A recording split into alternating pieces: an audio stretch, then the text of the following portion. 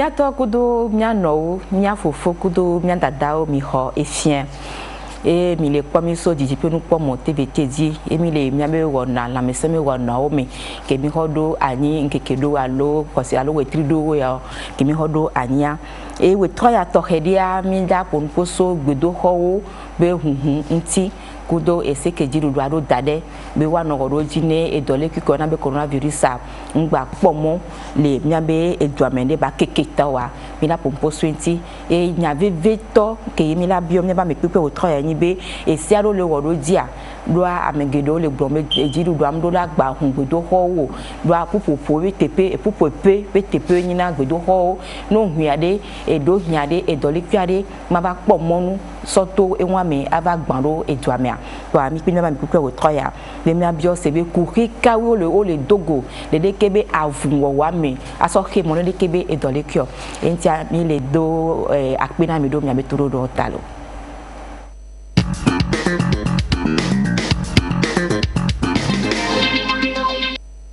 yo mi abe amepepe o troya to a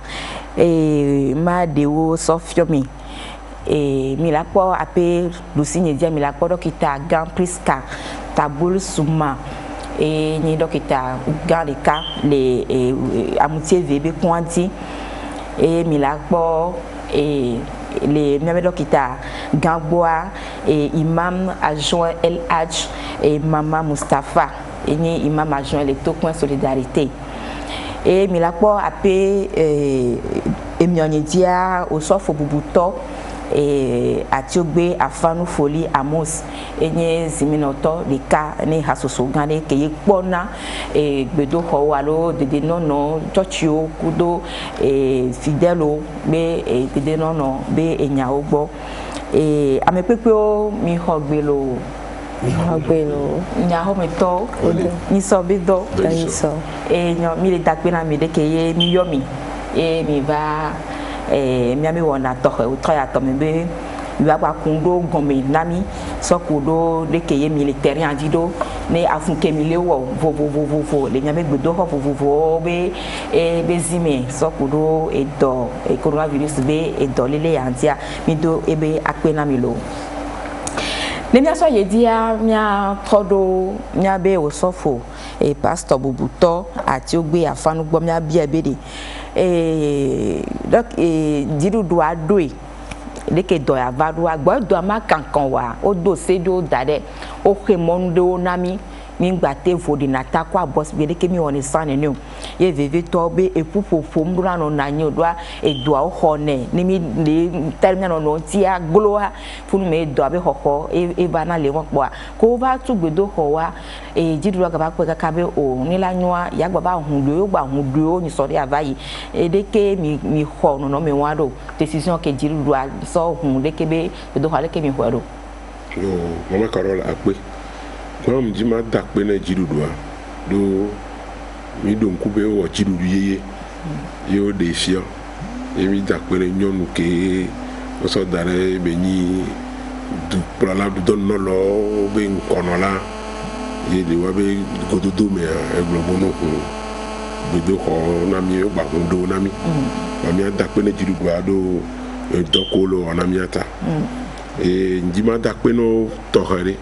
do duke me subona maule wa enu subojona vale ya mea ndakpe na ma obo ko to se gome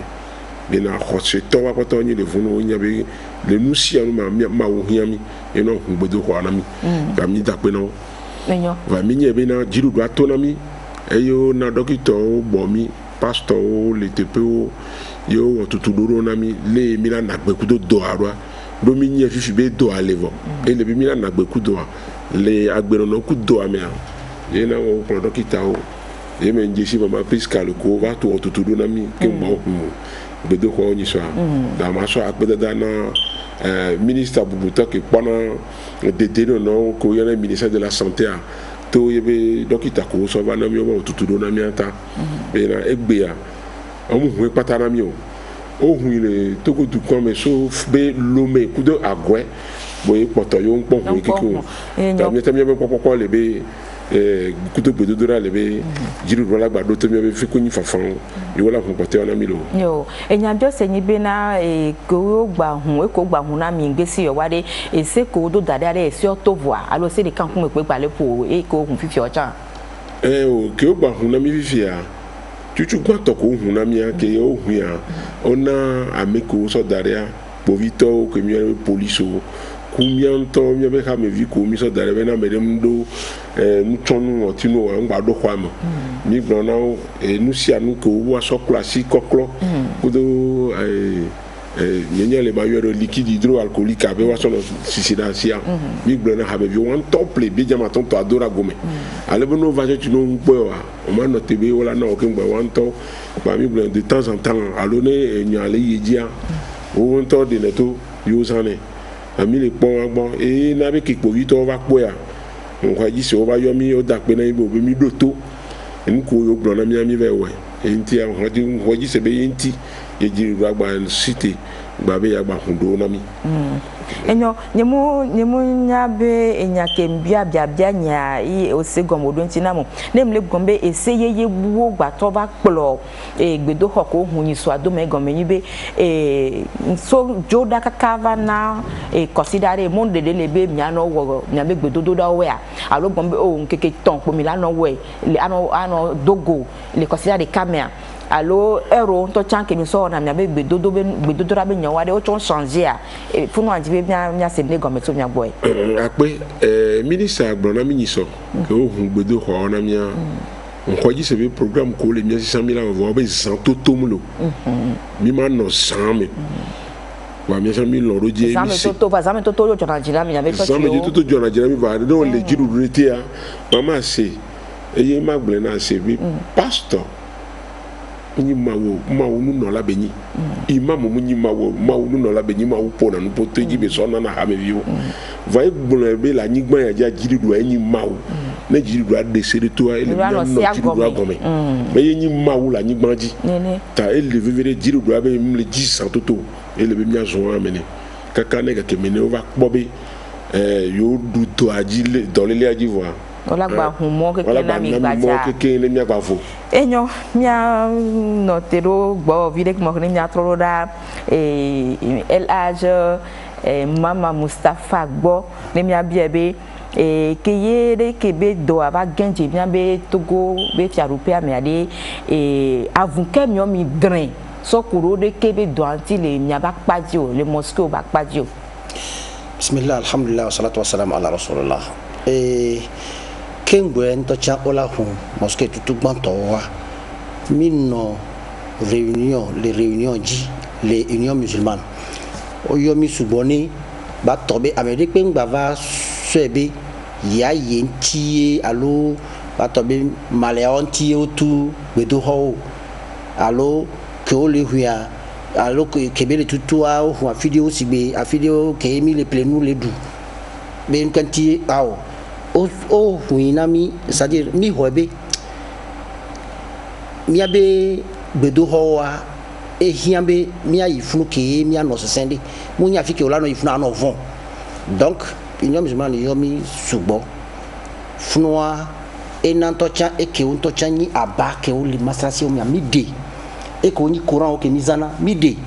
e ko ni o sodo magasin be ne ameke le dila va mastrasia ne va kudo en toto e ne va kudo en tobe tapi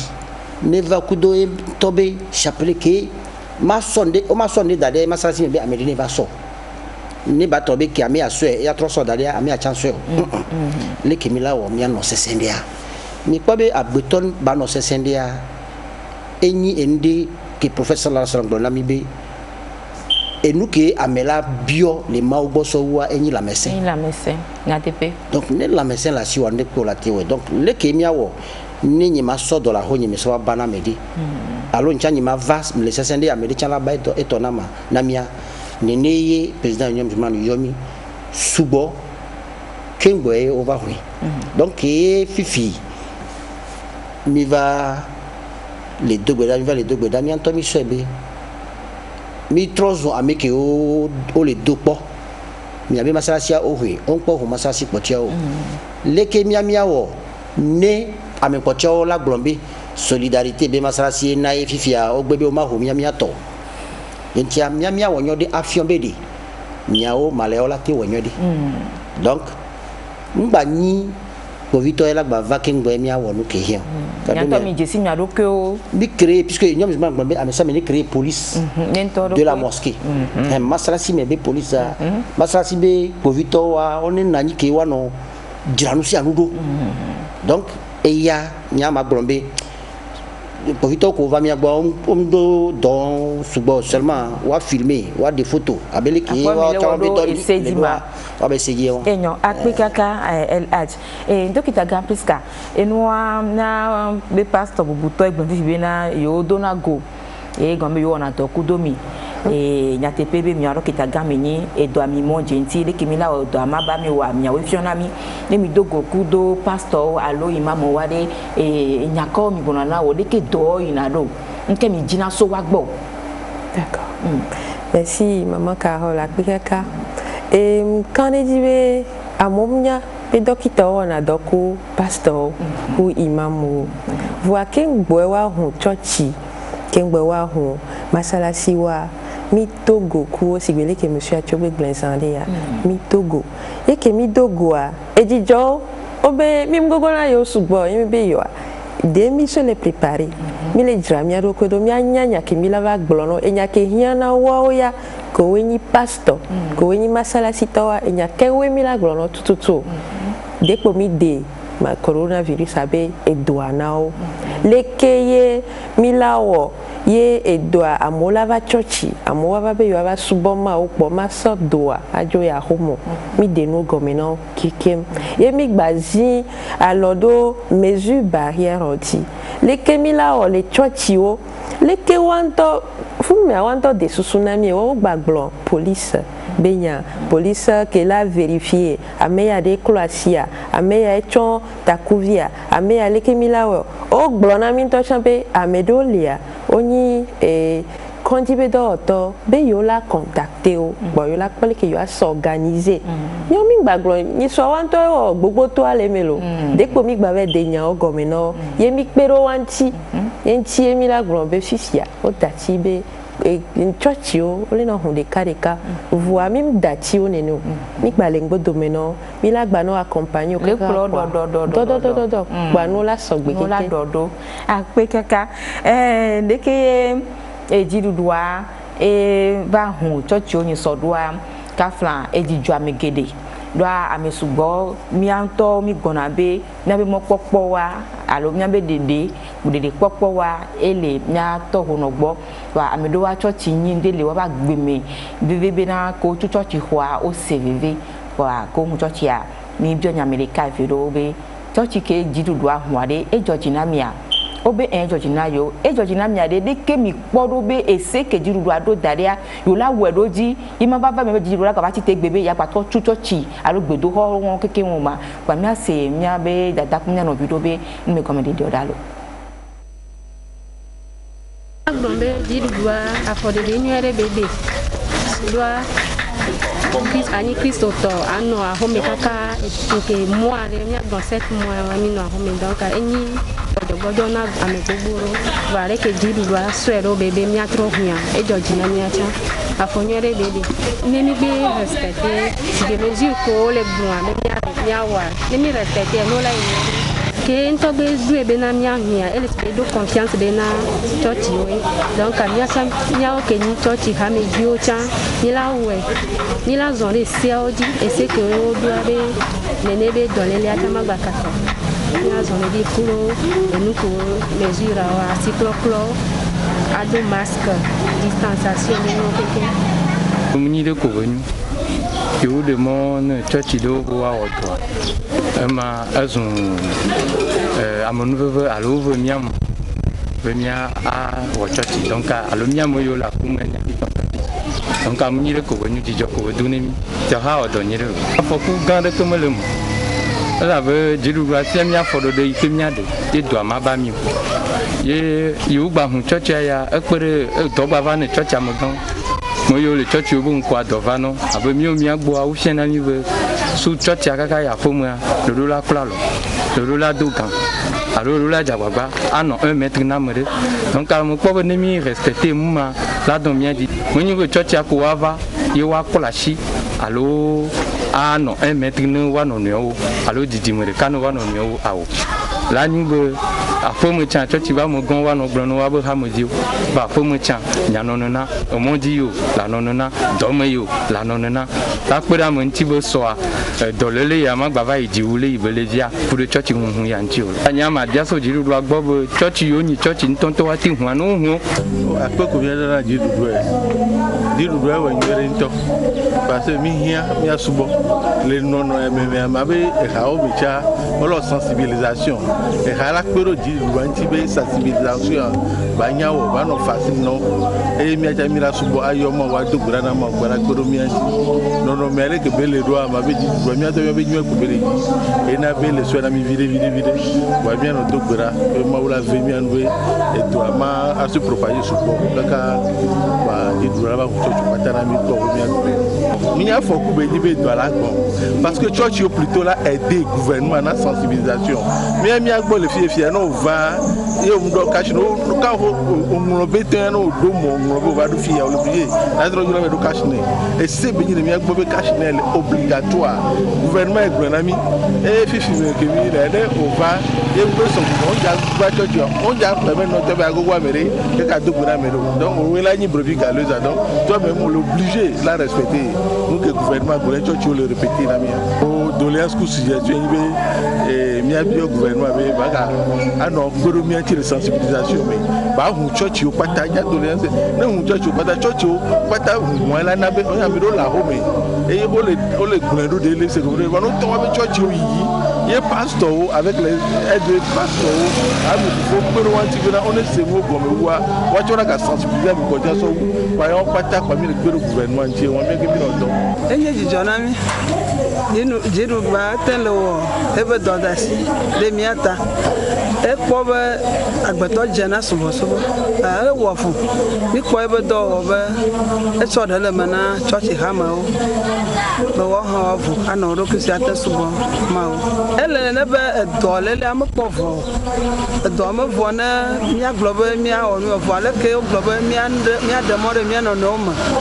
asikpakpɛ kɔ na me nɔvi ŋgbana nyi o gododo worudu kple tɔwo ne gana nyi o mi kpɔ be ne mi tsɔ ɖe le mea akpe ɖe mia ŋuti be dɔléla ma kaka ɖe mia mo asikɔklɔ nɔnɔme yiwo mianɔ tsɔ nɔ xɔ me kple tɔmewo mi ka ɖe dzi be ne mi le wɔ nenema mana be dɔ na kaka. agblɔ be dziɖuɖua dɔ ke be le wɔ ɖe kpe miate miade akpe no afɔko le ɖea miado akpe no be wole dɔ dzi lo ma wole do ŋusẽ wa gayi dɔa dzi neni ale be na miate ba hu tsɔtsi do ate hu tsɔtsi kpɔtɔwo na mi to ma dzia ne tɔ be dziɖuɖu ate kpɔ kashi ne be nya gbɔ na ame kpɔtɔwo miatɔ ɖewo le womle lɔ̃ le doe bɔn miame ɖewo le doe ta ne ba mɔ mi na mi do ŋusẽ be wɔtsɔ ne doe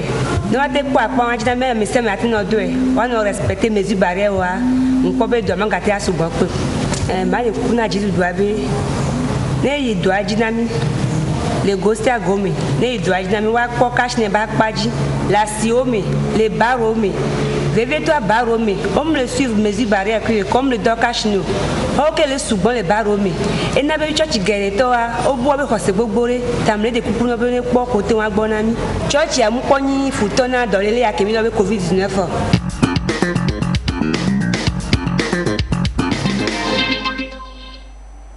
Elhadj Mustapha obe tsɔtsia ŋkpɔnyi efutɔ na edɔlele yɔ ke ye dziɖuɖua sɔ enya da ɖe tutu gbãbo atu mɔsikewo keke tsɔtsi xɔ gbedoxɔ keke wa ɖe leke mi xɔ ɖe ke be nya ɖo mi nya be ame ke gogo na mawu gasia gamea ebe nya ela sewu gake mi wo gblɔm be afi ke be la va yi gogo mawua wotuia ebe nya la sewu koe mais ne o demine a ela se ame siame ko be oh fifia leke mi ja wo mi ja na ho me kpo mi ma gba yi mawu gbo ni kpo mi a chi mi ba ho mi a ame siame ko be ho mo ba na nyi gba kudo mawu domi kado do ke la no mi kudo mawu domi o le so su na mi nene o su na mi parce que le islam ya mawu le glombe wa annal masajid lillah gbedo ho pata ya itoy donc ameke glombe yai to enya hwe ya no ja kwa me ahwe me ulai donc e je va zunde ke e chaka me tere mi adi mi agbo ni munyi be sensibilisation enya gbongbon subo a moma se gome be o tu amero to cha o pon pour 20 parce que glombe kemi le dogo da ele va me vous savez bedoda amede les comptes bedoda mi antomi va le demi amesa me va si amesa me va nanyipo mi atemi va se be egbe ami mi masalasio egbe ami ya kaka mesure de distanciation to cha le ke mola no mi adomea egba potoni to karana me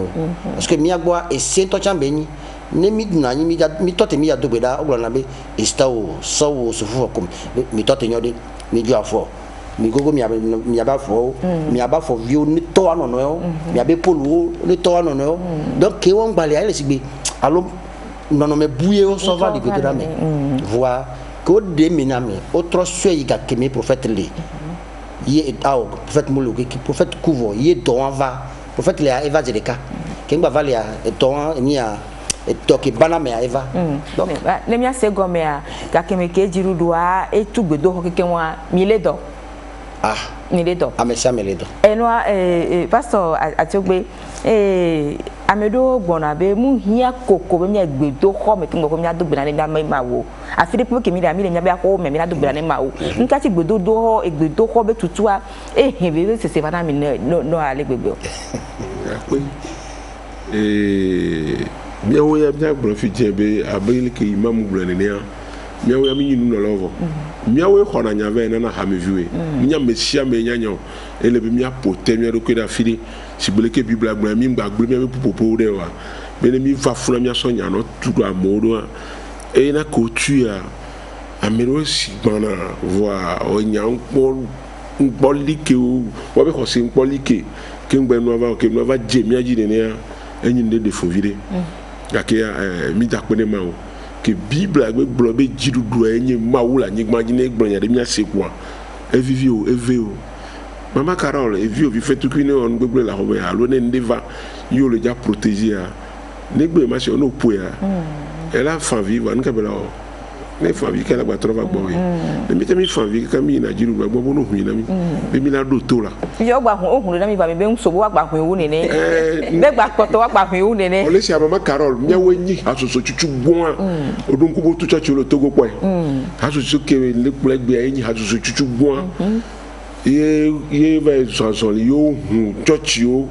le pe apere ka ala fa asirike bla shekeme dans nous papa sagbo eye kpulha egbe esi so sikpe adanye chan emile kpule ta elebe subo ya ma subo ya mate ngbe na mi mate coordination dokita Priska amedo gbagbona be fi ke ya gbeto pour le sugbo ase gbedo ko me won ni alo mosiko ni funu to dole kuya e la dazire wa dokita ga onyin de ke oponya wa lo enyatepe mfao ni soke mi dogo ko pastor wa ne neole demba de kukuna welo beleko kemile obe wa tu church wa mimbe afike church ole kwa coronavirus ale funo aho mine ne mile gblon ke doava ena vonvonle amesugbo yele mi datia mova inene ye ka ova wumiade le kemila wo yenti mi de sobe le mi tui daria mi ngblobe omdola subo ma o awo mi ngblobe coronavirus na ikbale to tekpa mo le church awo depo mi tui vide be mi ade susu ku pastor le kemila odo alopwa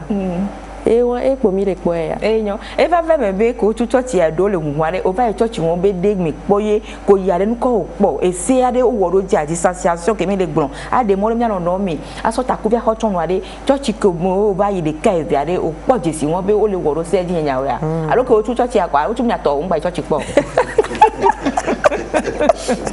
enya bia se la dokita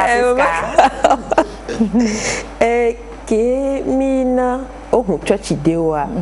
enya onya lo yi church o me a Quand le problème est là, on touche. Quand il y a un boy du droit, il y a les deux. Mi on a donc quoi messiame. Mi on a dokito nanani et chochito nanani. Ami et dokito de capé pour on a donc. Mi on a donc quoi messiame potito. Donc le problème que yo na yo tu chochi ho c'est mi a wena du droit tu chochi ho nene. Que mi a de ko mi a glomé que du droit na. Ah, mi bi gwa yo chochi a wa. Alo wa tu wa wa du droit e mi a we ore. Ah, mi a de kayo. E me no me ne ko.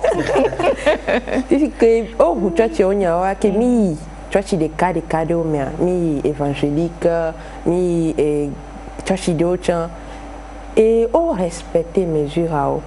donc et na mi kando wadi beolana et wabe et chrétien ame kovana chochi ya on la respecter nyao à mon une distanciation chochi donc on fabriquer wabe masque kene wabe amo va chochi ya fidèle on va non amedo do masque on touche sonana non alors la matu amedo sonana e fait matu vo amedo on a notre na fait même lola to fait un konatika ka ne e na be amesiame asopelo wanti e na ba mesiame gbalo na nya ou soit au clonasi allo gel la médecine allo ie et nombre agboso somme akemi blona wa o respecter enyo emia so emia be wona jare emia se emia be pastor de kabe nu gome de deo on be apostolo Paul Kofi Kodonu et les tassi nya viviro di nya ka oji be tassi de ke ogun gbodo ko doa de ke di jo doa e tassi de be no me aji we ho gbale de nu gome so kuro nke na ye ni mi so nya be lo be nu fli o me ke on po hun touch o le nya be lo ami gan ke mi gba be grand lo me a nke na on po hun gbodo ho ko we le grand lo me o wa e gba tro be wan chanji kudo e ku he wurudo ko va don do da alo le ke o la wodo ye yo la gagner point allo yo la doji le jiru do abe nkume la po ben yo ko yin no la gangan wa yo le wo be da sia e do da si gare pon na yo wa e de ngome na mi vide kule nya se be ngome de dalo nya tepe o trido yao covid va koro kikiame ntogori ka kikiame webe amesame chu yebe chochi chu activité o game bloqué to amenu veve me o chochi adeo o baba hunde eye nyiso a o wa patan so chevier kaka so yi nord o patan so agbata kaka so ya o wa patan vo problème que les grand lomé et puis on a minyabe o gbapò et dans le cuir les amodomé donc a webe les lomégan pour le godoa o matin on church o pata la te ba webe amola te ba badoa quoi gouvernement de sous ple ministre que pona be mia church be nyagboa ebe association wacha amewu donc mo jibe mia dakpe na gouvernement be ebe agbagba ko bele dia ela be edo mo nya wonoro ma do be zeve ko avaya kuke komi dogoa yenibe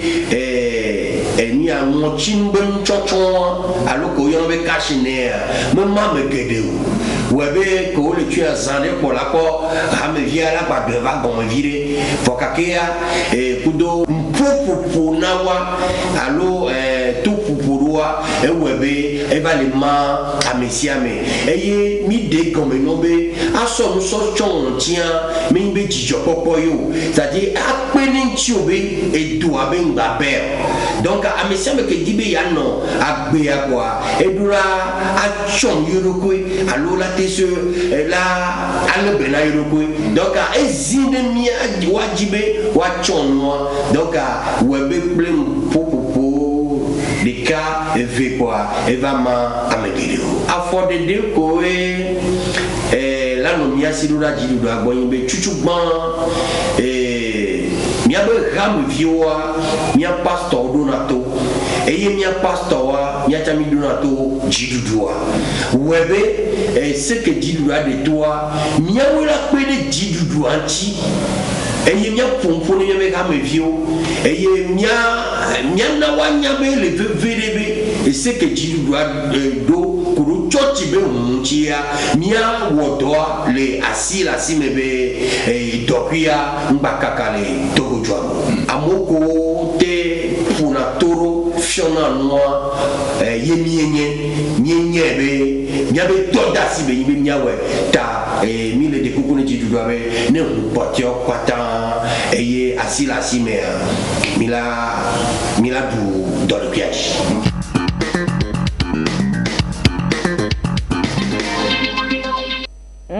Nete fe nya de kokone jidu dobe ne hutochi ho potio keke na mi dokita ga enyare kaye mia fofo agbonti se yin be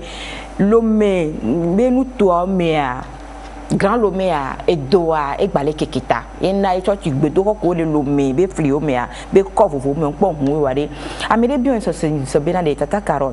e doku ko gbale po do le ko gbale po la me do nti egbe o wade o le po le dume vi o nti lo alo ameko bo o po o yoran be ka contact ameko we nti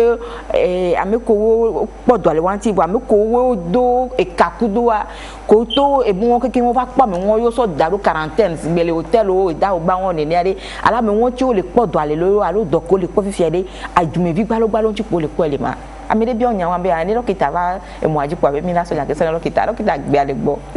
yo apena mi e Georgina be mia de nome na ya be téléspectateur ni wa segnando gome nkekede o ya grombe wo wetri de ka alo via ame komi le kwa lomea ya grombe grand lomea ka o le sugbo gbe si abe ngba le sigbe san ke mi la po egbe ami la hoka maton alo ni so aka ma deon ne beva amewe ve amewe aton e so de kanto agba o amewe aton e suna gbo amewo domea Dumevio de cas endele sans que doit toi à mon l'on avait na conduit fifi ka mo le senu gomme vidéa les lames bleu vide ko vana ameo domia mi le ko ka confirme mais que coronavirus ale mi wadodo ko na pa mi le ko coronavirus ale wanti e chanle e ameko e o wadodo ko no ye do ale wanti ameko do kakua ki mi suivre na mi kpona wakaka nkeke we adea ameo do mechan mi le kpo coronavirus ya ameo chon le sugbo vo nkeke yo me ameko do kaku ameko do coronavirus ku mi atoko le imodia test ko do dareba mesia me do la no kengbe wa imodia test wa le minya mi elena mi le kpo amesugbo ena be mi tona me o la ho dare o la traité ken bola te imodi ameo do me chami le kwa me subo donc et dernier temps yo ankeke potia yo me ameko gbo tesanto le subo le mi le kwa coronavirus ale wantia ameko do kako ameko le kondi o le po agbo ku ameko le imodia wa me ka o le subo le mi dakpe elage mama Mustafa miabe nko yovo bonabe sensibilisation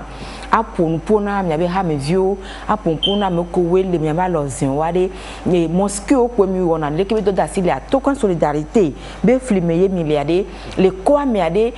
la meke le kemi penado e jume be fio e kwa me be fio me ka fram jume e kwa me be fio onti ne e dole kwia mi ano pompo suenti na mo ngba wa mo jende ntiade mi wonea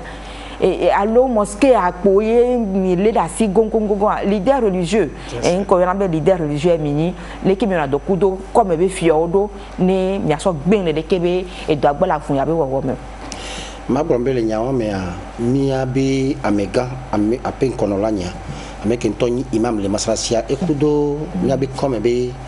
e fioa vraiment odo ke be bi la ni ne cadeau do bien serré de lewa domesa muni don de ka polio do busan ke ngonya ya vadu donc na be opora no pole keye ola tewe ni amesia mebe côté c'est-à-dire maleo be apaji to chamba pajia onu ponu posubo oni jawogbani ou a organisé émission radio subo nyentom le edeome qui mouya donc et n'a mis pour nous pour bien là mais au chant les mosquées on est dans d'autres télé ou de radio parce que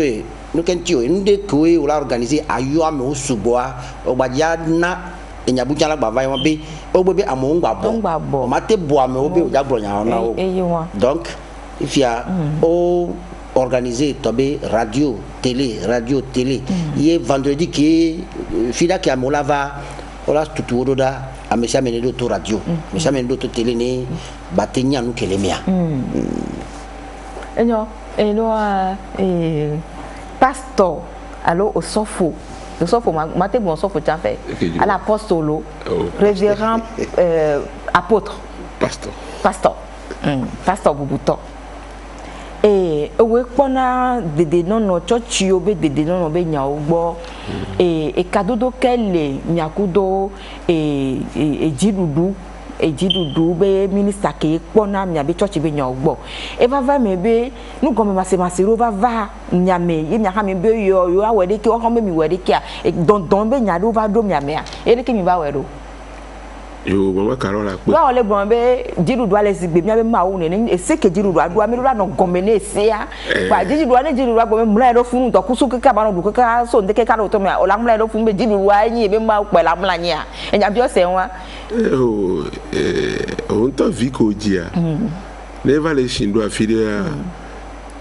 ogbona les taux phase qu'on avait crise d'adolescence avec donc on a mis à chami les chines les doigts filés les jiru remia bon les hommes mi bon nous ka on a ba nya les sona miori et mi va to no be mi du coup des doigts balé do de chandi mi a chan nous ko le gbona mo yo télé asimi o télé no pe vovo e be yin chochi ko le to mi de coup no mi na mi no wa do mi o chakpo bere mi mi sende gomema yo do mi pa mi le die voir que dit lu tu tiens mi gomi bon pas ministre yo mi pona directeur de Kuita mi hena nyakui e konda David mi dans les nemi wana vide et mes ministres va dogo kumi que dogo kumi e be a dogo kudo ameko pona la me sembe nya ogba santé to o me mi pa mama priska big bloma ke bi va mu pa yo ni to nya be de mu le ja fo en to ha gura be mu fa nya be do ko tua do amegede o gbona be pastor gedo gbona be ngba ba le kun pe ko lo be adole wu ha me vio adole wu twa vio egome gako jona na yo le chotia yo so yo aha nyeji be ma gomyo o yo mle gbon twa vio ya agbeto mi nye aha ba chochi ko to les be mi ba le chômage mi ni pa mi mu le lonu to ni chochi abi tutu do gake ha me vio ba jona le chochi kwa me a be do ho me enyi nya be woti kuku be ga ne ji be de wa nyawa mi ma da je na ori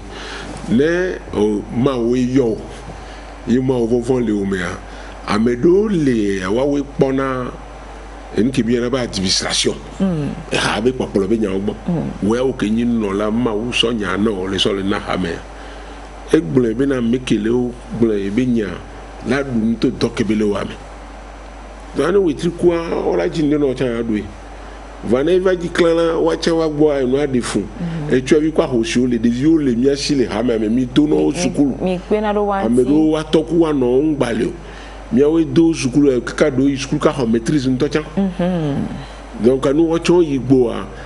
wacha no ho be wetikuku wacha o sona gabe deva sona so wa pona me potoji emi so pona me potoji bo la tu dere po mi je bo na mama Carol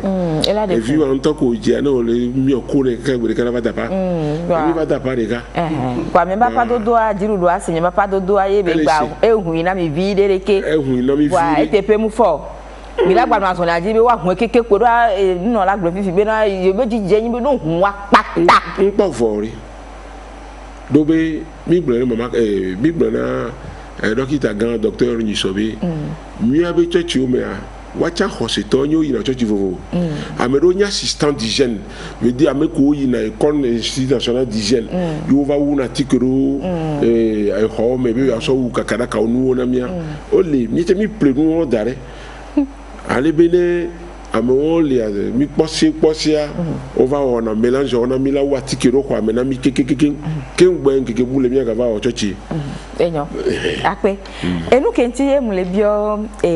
pastor butɔ atiogbe afanu nye ado bena eva va me be aɖukluɖuɖu enya dɔndɔn va na anyi gbɔƒe nugɔmesese va egɔme mi dogo révérend apôtre de Tchan nyi pastor Bernard Kleber echanyi noa agbalẽŋlɔtɔ gã ɖeka ne hasosoro wɔna be Simpaoto. Alors enyakɛdzi atasi nya veve ɖe dzi etsa gblẽ be dzidzɔ yiwo ko ŋu tsɔtsia bɔ egba kpɔtɔ dziɖuɖua le wɔ egba kpɔtɔ kpe ele si be dziɖuɖua loko mena gbɔ wɔmi le me gbɔ vɔ efu ɖe koko le tsi afi ɖe bɔn ŋgba le dzi be fu amatsi funu bɔn yɔhɔ yiwo la wɔ ɖo se dzi bɔn nu ke le me ye dzi be atasi dzi veve ɖe nyi be force ke yɔhɔ da ɖe be force anti pandemia ke ye diana yiwoa wodona tukara na yiwo vi ɖe. Odona tukara na yo sugbɔ le wa be wɔna ɖo me voa yo zɔn mɔ wa kaka be kpɔ wa me gã wa nugɔmesese va na anyi kpɔ mía se hã be nugɔmeɖeɖi o ɖa.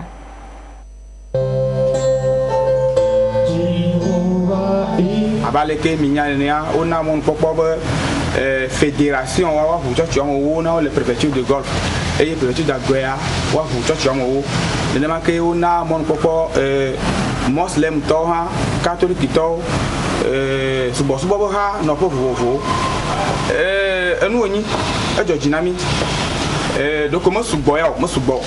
ne mi kpɔ lome abe lolome kpakple ha subɔsubɔ ha wɔbɔ yiwo ke li ha me sugbɔ voa míaxɔe nenema ke ŋgbɔ elabe enu ke ta ye megblɔ be me sugbɔ nye bena nenye be ʋu tsɔtsi ha mewoa taɖodzinu yi ke le miawo míase nye be mídza na hehe amewo. C'est-à-dire que wa na sensibilisation fidèle on a sensibilisé population ale bena covid-19 wa no adidi le Togo ela bena ne leader religieux alo mawu nu no lawo ponpona wa be fidèle alo ponpona dukɔ se na obegbe ta ikare ji be church wo bubu we ya makemi geru alo church yo ko ga vuna mi a mawula kpere mia jibe mia odo ale bena covid ane didi ale bo ga kwekwa na mi eye wo kata awahu amesi ame yo ke onye amegbanto je subosubo gomo appelé respect de mesures barrières wa problème de kemga le au niveau seulement problème yo ke mi le godon nye bena sojao yo ke penare rame onti arwo penare goma ya ti ale bena beno aten respecter mesures wa gado menova wo dona mojegle vira na hamiawo abe par exemple wo dona le hamado bo blona be menye azao kata wo le bo subo voa azao kata gbeye wo de mo bo subo avec respect des mesures barrières eye wa kpo bo ha bena wo ma wo subo ko to retrograde ntio eye wo lo mo ro be enu wo le church home eye wo nota mo ro bo subo le ndokuchu voa nenembe church aro hamiawo o demono bono wodo afi ye ko nu yo wenye ko ki yo kemi dogo ya wa le ni choy kemi dogo apele jirudu aye mi dogo mi pompo de dua mi plena commandant anti covid obo yo wo do ko kuro nti benu kata na zo nwire yi kata mi kpere mi na nyanchi bena mi no la masema le mi asubo mawo e mi akpolo du popolo bo nya ha gbo.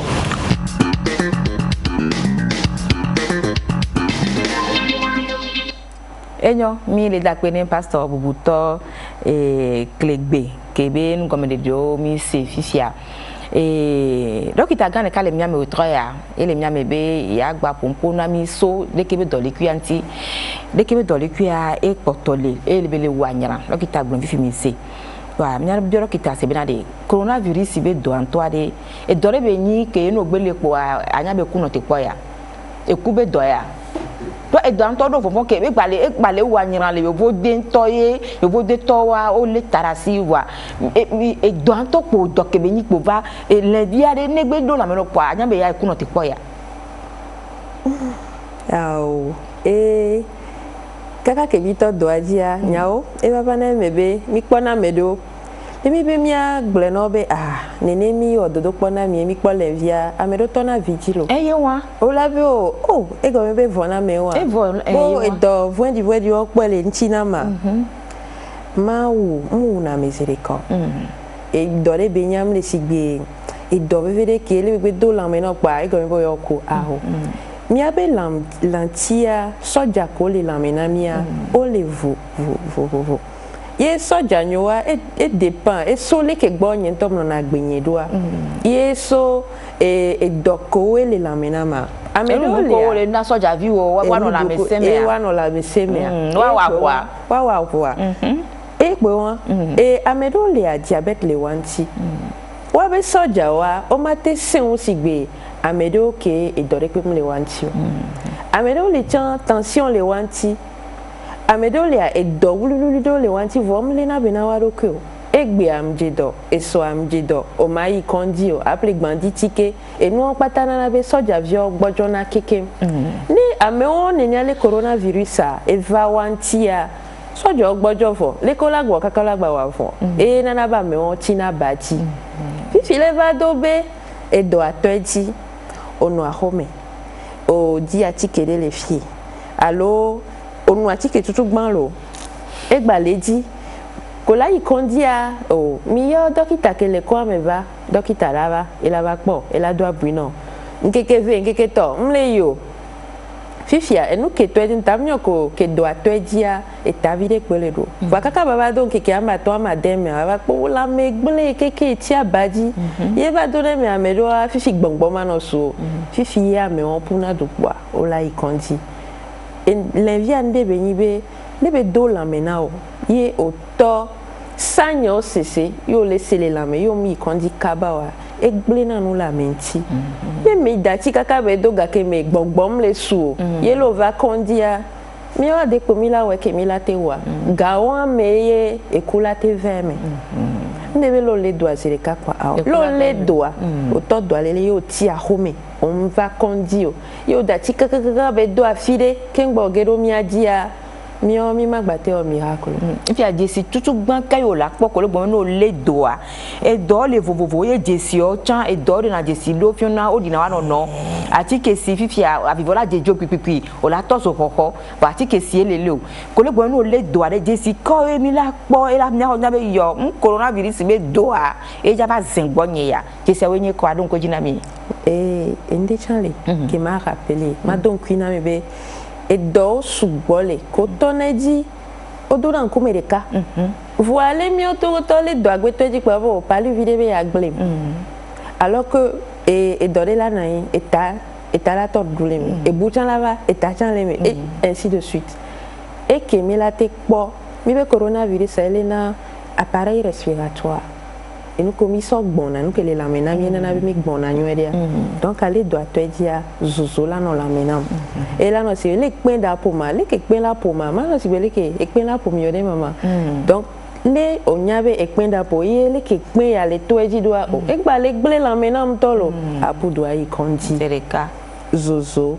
et lamela gbojo no keke ano kupin allo avivola no la no potititi le mi gbe po no to eti se le ka pa mi putu va konti mi ngba to te be gbongbon ba ngba ba no sumi ke mi va konti eno imam eno eje dia jiru do adosi adare voa mi nto mbobo nto nyopolo mi gba po na muslim todio obona lasime allo boulevard di va to de comme ni so de avale ya o gbodo afide le mo ato me le fi osere mo no sugbo o gba le do gbodo o miti ni nebe wo no wa de mi pona do na de sia are nke mi wona so nti o ora mo salam to do mo se danu ka fralo mo salam to do mo se danu comme ma pombe afide pe ya pastor Bombre Bigalo Zobenya e nana yin la afide pe ye ne okpo ele ni anya be muni mosquée qui est organisée en tant que yo tu dare wa ye me moto po mille kwa mille sanu kwa game somia dogbeda eyewa be tepewe donc funwa amede pepe la te non ko la dogbeda gba kudo funwa ameke ni tato mulio ki la te gbende na o mais ni opo ni a mo ni funo de dio amedo sone be ki o tu masarasia o mle jibe mi adogbeda o gba toneme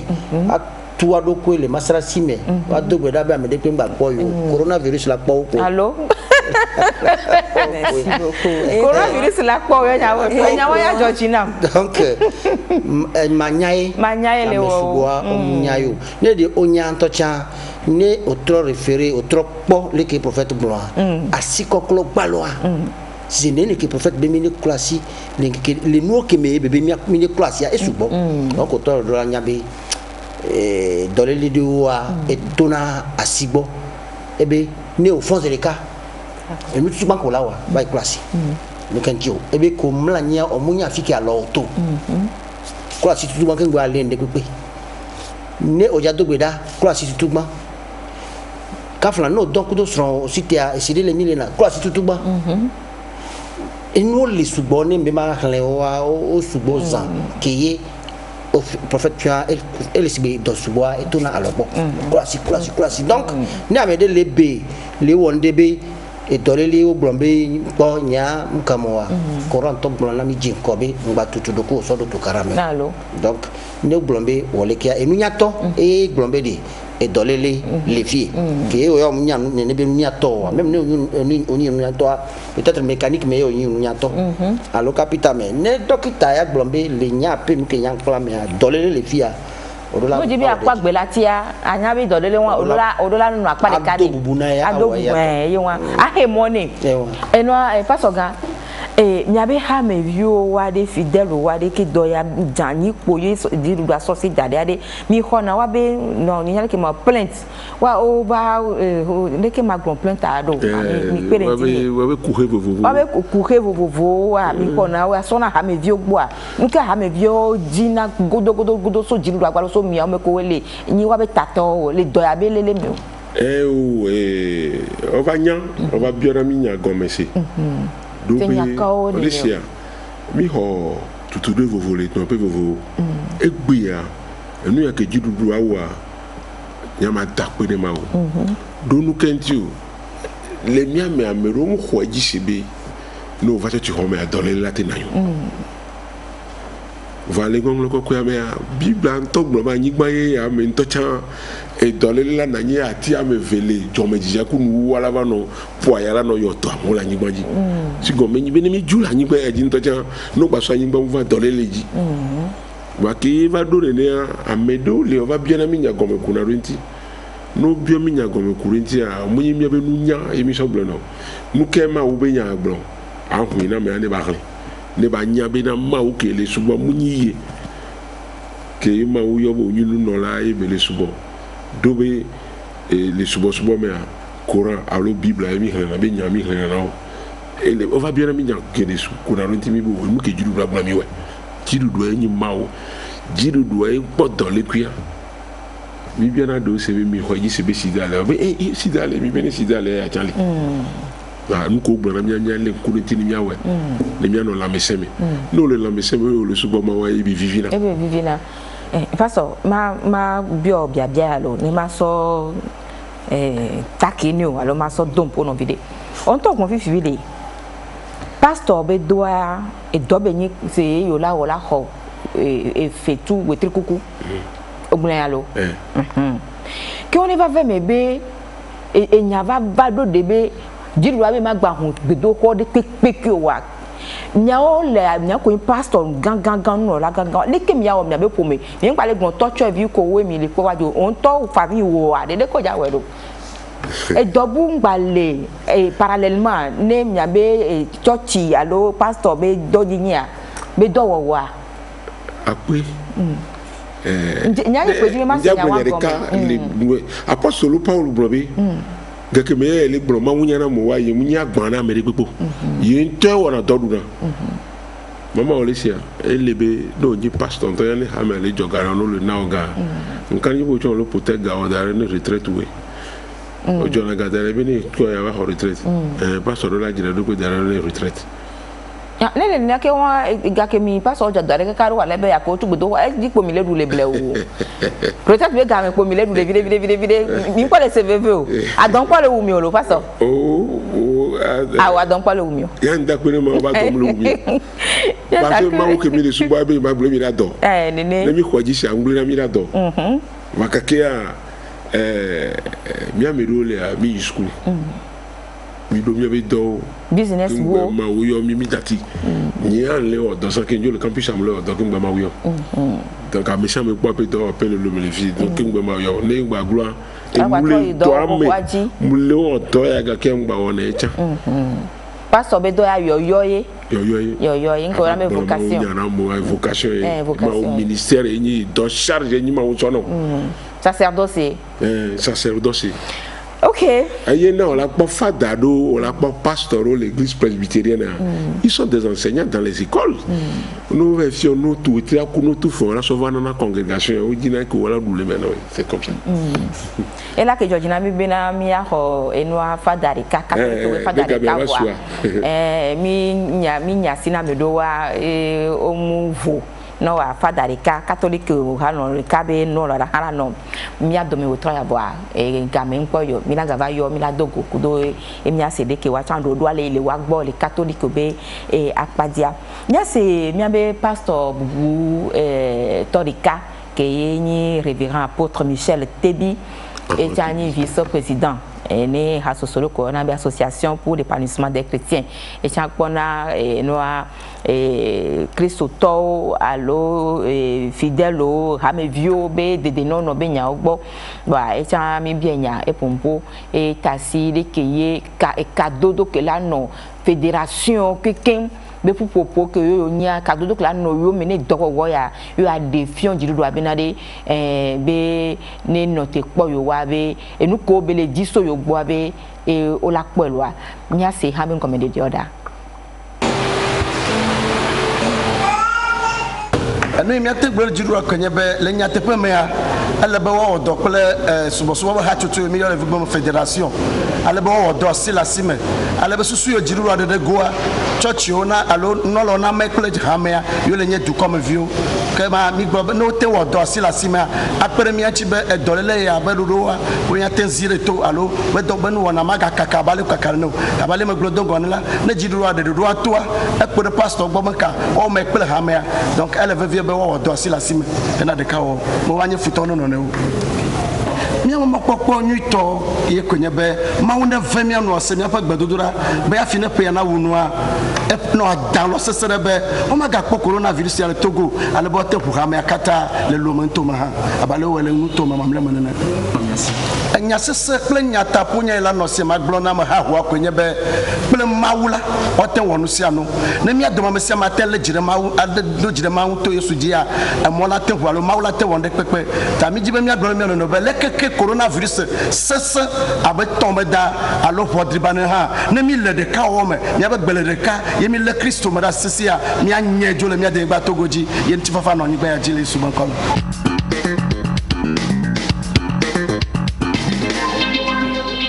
Amen. Dokita mi abe kwanji amuche bebe kwanji amdisa amuche bebe kwanji nyore egbe yo wade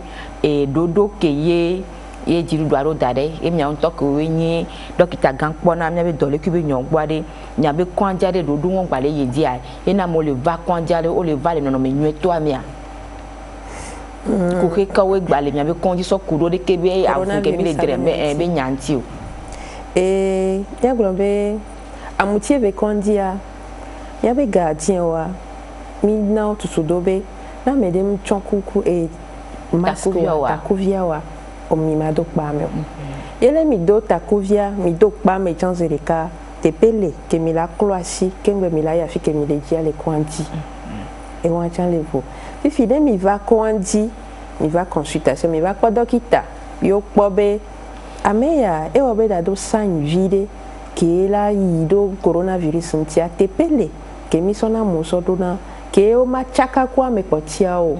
ye mi gade na lo fukpa mi la wo dodo pona o ye mi la gade o ano po kaka mi la ho mi abere o se na ngome na mi a ala me do wona tukala la be yo nke o mi so yo dara kwa de ka o mi so be do ale yo ntia o to tukaka ji kudo mi ano pon pokudo jibibi enu wona be va na mejeji ne e va na me voa e sole ke o pompona me agbo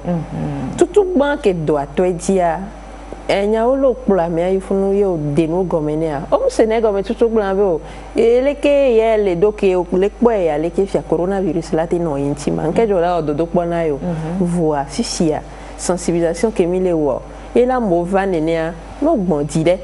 yo de gomme na mi anwere be leke me mi no na leke no ala weya de ke le bi wa pele ntiwa mi la o leke kwa amena na ipo la ba ododo kwa ne kwa evo mi gba le do problem le ah pe mi awele doji Imam Mustafa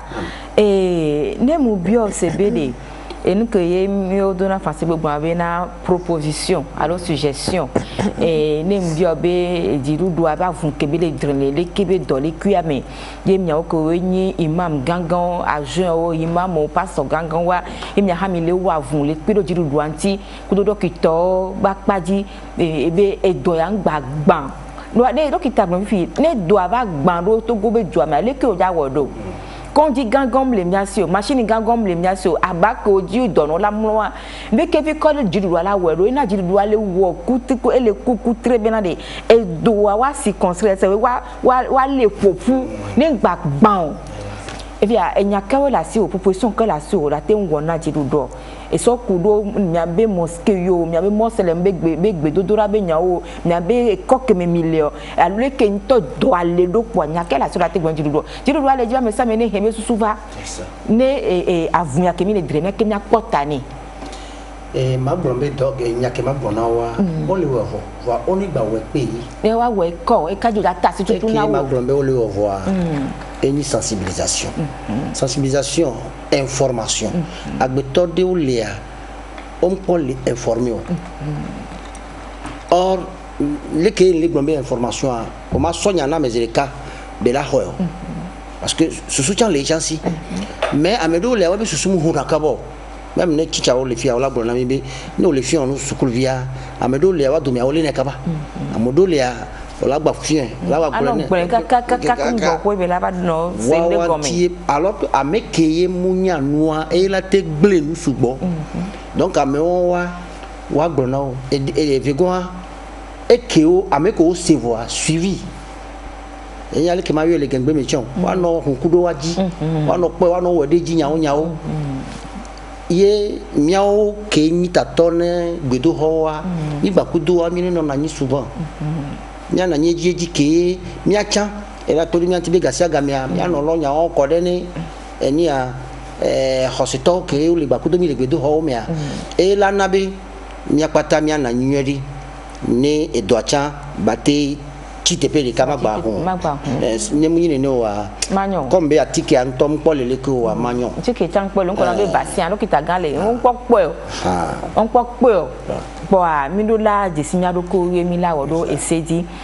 eseji wo wa ye nya be pastor amevi do gbale do nkoji na ha mevio ye so to ya me ale do nkoji ne jumi vio kekembe eseji wo wa lo toro doa enyo uvosa nya se pastor amevi won be eni ke mi agbo message alo nya ko jibu agbon ra to goju ko alo ame kokoko wo le po jipe npo mo ko wo le ame jipe npo mo to ko wo le po mi efiansi a no wa do to pastor bi obe nya gbon lo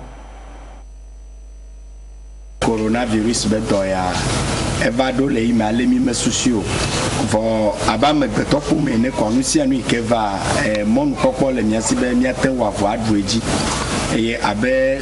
nu no la le subo ha me a nu gbanto enye mi abe avuo wo enye hose pe gbepa dede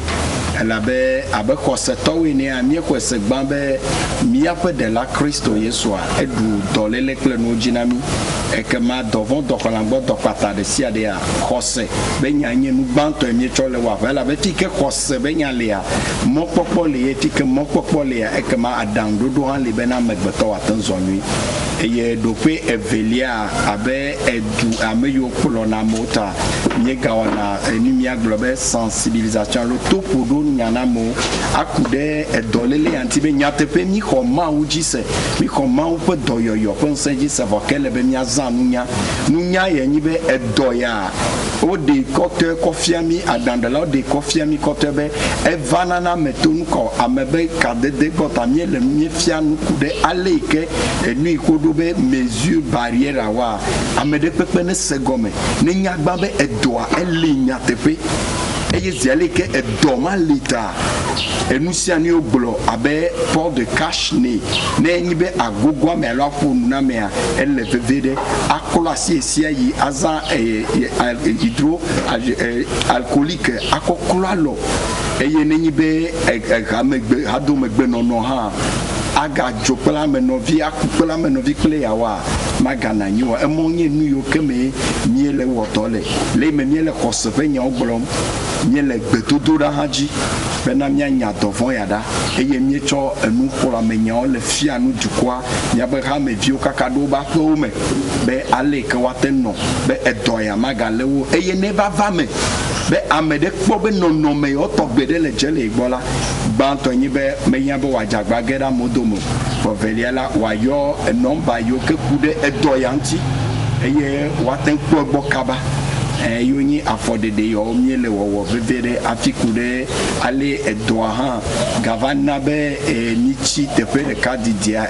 ele defuna mo kude ganya kuno nyegale azolion zolemo anti be miaten a pede pome onti ameyo enulonti a nya wodolo tito makwa membebe kene nemiele avuom to doyanti e makwasa be mawa pede miambe edoya ajogidile nya dome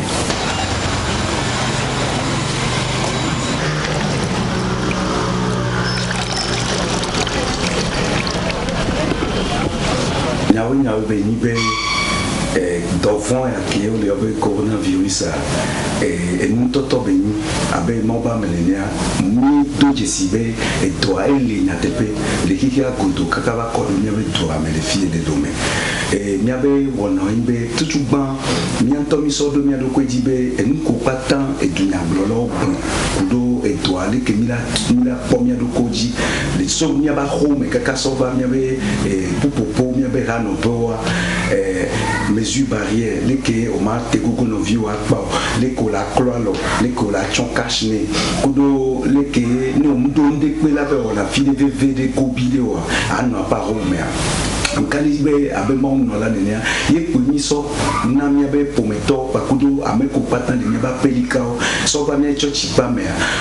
tout mo ba me bebe mi chochi o le humu e ni ke mi le blona ga me vio embe nya odula doji sibe ma o le kwa me sia meta ma o le pomi ata le venianu ba odula nya be toale ke toale a ele na me sia be ba te ba le benaido kwe e mesure barrière alo ni ko be a me sia ba o ne ba no de die no no nyu to me be ba pato e ba so do so bana me bua yemi tekbeji no emposebe amesia me kule le hame ame o le wona le benwa enike defuno ko imbe kasne dodo amao son wa fifi ke yo ba le do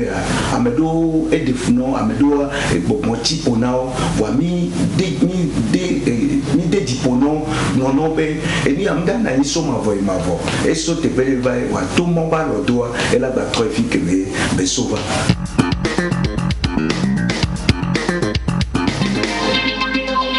nyanya we mi agbo be dole ku ya fi kebe so va so afide vaye obe to le chinu be jude me va bo dole ki anto a na yin san ba ho bo ke gba va va be nouveau coronavirus a e ya anto ba anyara wa ye defun e be so chinu be jude corona be vuwa na e be so va wa nyano to gbera be dole ku ya e la ba jo bereka